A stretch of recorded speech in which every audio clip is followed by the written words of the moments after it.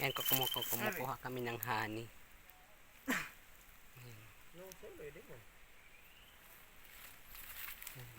Ang sabing honey.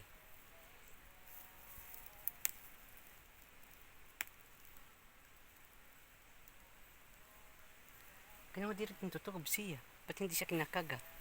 Hindi na. Inangahalik lang. Ayan oh.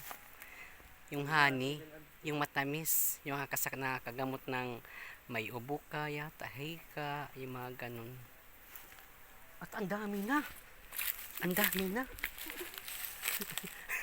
Ayan na.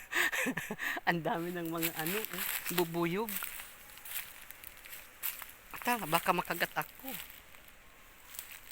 Ata, gisa mo, ang dami na.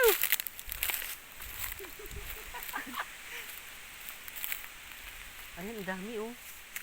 Kasi butas yun sa puno ng nyug.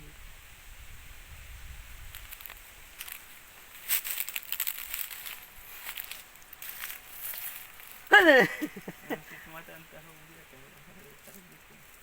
ang daming honey oh.